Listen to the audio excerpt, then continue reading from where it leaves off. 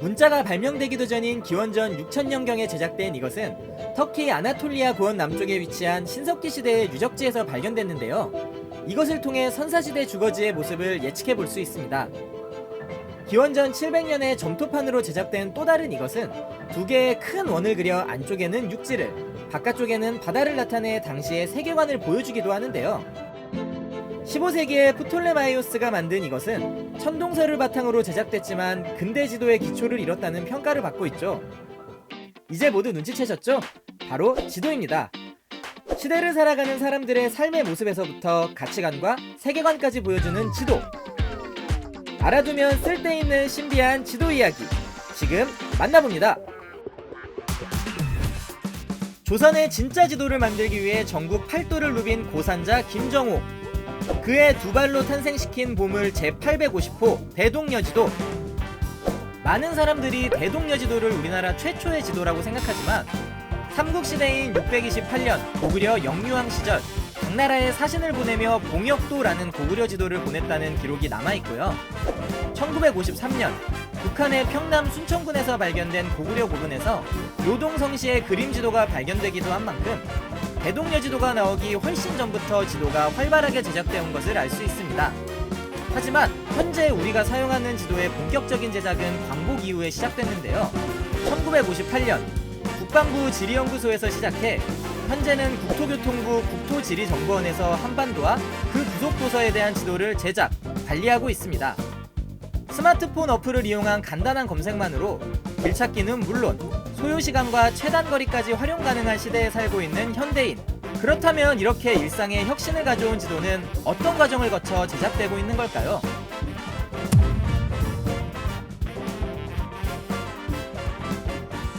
국토지리정보원에서는 전국을 매년 6개월에서 1년 주기로 갱신하고 있고요.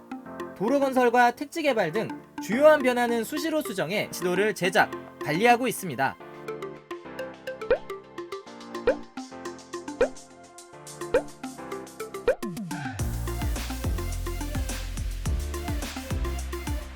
지도 제작 각 과정이 모두 중요하지만 그 중에서도 가장 중요한 포인트! 어떤 장비로 항공 촬영을 하느냐가 관건입니다. 1966년부터 2009년까지는 아날로그 항공사진 카메라로 촬영하고 그 필름을 수작업을 통해 현상과 인화 작업을 거쳐 지도 제작에 활용했는데요. 디지털 기술이 발전한 2010년부터는 디지털 카메라를 활용해 촬영하고 있습니다. 항공 촬영에는 특수 카메라가 사용되는데요. 렌즈만 무려 8개가 달려있으며 무려 3000m 상공에서 촬영이 진행됩니다. 기존에는 2년마다 촬영을 진행해 분기별로 제공해왔지만 올해부터는 1년에 한 번씩 촬영을 진행해 월별로 제공하고 있는데요. 항공 촬영 기술이 점점 발전하게 되면서 해상도 또한 비약적으로 개선돼 과거에는 해상도 1m였다고 하면 현재는 10cm에 이르렀는데요. 해상도라 하면 디지털 사진의 축척을 나타내는 용어인데요. 그림의 최소 단위인 1픽셀이 나타내는 실거리라고 볼 수 있습니다. 즉 해상도 10cm라고 하면 10cm의 거리가 1픽셀로 표현되는 것으로 숫자가 적을수록 더 선명하게 보이겠죠? 우리가 지도 어플로 거리뷰를 볼 때 실제 모습과 똑같아 신기하기도 하잖아요. 그건 모두 이런 고해상도의 촬영 기술 덕분에 가능한 일이랍니다. 여기서 잠깐 고화질의 지도 제작에 있어서 아주 중요한 역할을 할 것으로 기대되는 기술이 한 가지 더 있다는 사실, 바로 인공위성인데요.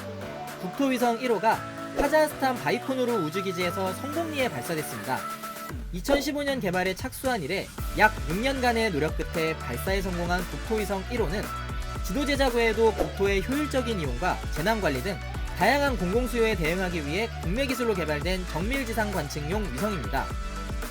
국토위성 1호는 매일 하루에 2번씩 한반도 상공을 통과하면서 시시각각 변화하는 우리 국토의 모습을 실시간으로 기록하는데요.